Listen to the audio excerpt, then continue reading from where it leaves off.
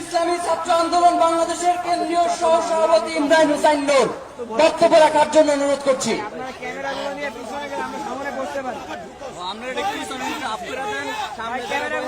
উদয়ের পথে শুনিকার বাণী, ভয় নাই ওরে ভয় নাই, নিঃশেষে প্রাণ যে করিবে দান, ক্ষয় নাই তার ক্ষয় নাই। সংগ্রামী উপস্থিতি, আমরা জানি বর্তমান অন্তর্বর্তীকালীন সরকার আওয়ামী লীগের কার্যক্রম নিষিদ্ধ করেছে। জুলাই আন্দোলনের মাধ্যমে এই ফ্যাসিবাদকে আমরা পলায়ন করতে বাধ্য করেছিলাম, কিন্তু আমরা দেখেছি এখন ওই স্বৈরাচারের দোসররা নানা জায়গায় পদায়িত হয়ে আছে। এখন ওই স্বৈরাচারের দোসররা নানা জায়গায় ঘাপটি মেরে বসে আছে।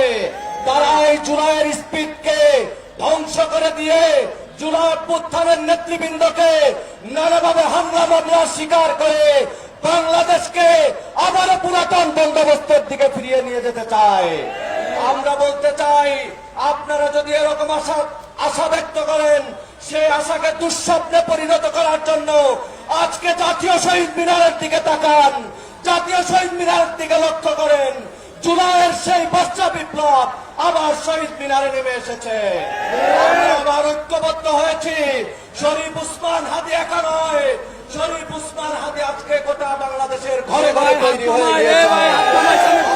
আমরা বলতে চাই, শরীফ উসমান হাদিকে হত্যার মাধ্যমে আপনারা যদি আবারও ভারতের সেবা দাসে বাংলাদেশকে পরিণত করতে চান, ওসমান হাদিকে হত্যার চেষ্টার মাধ্যমে আপনারা যদি আবারও বাংলাদেশকে গোলামীর রাজ্যে পরিণত করতে চান, বাংলাদেশের মানুষ সেটা হতে দিবে না ইনশাআল্লাহ।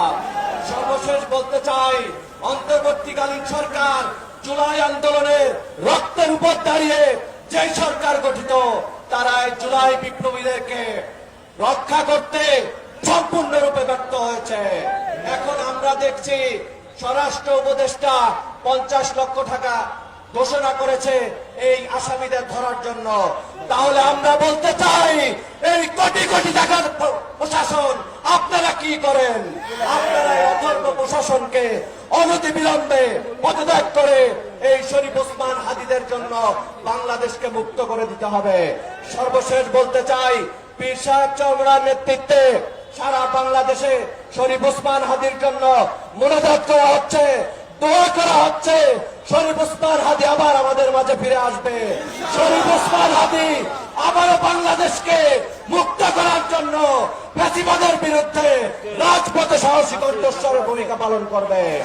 আমরা বলতে চাই, শরীফ ওসমান হাদির নেতৃত্বে বাংলাদেশের কালচারাল ফ্যাসিজমকে কবর রচনা করে বাংলাদেশের অরিজিনাল শান্তি এবং মুক্তি নিশ্চিত করা হবে ইনশাআল্লাহ।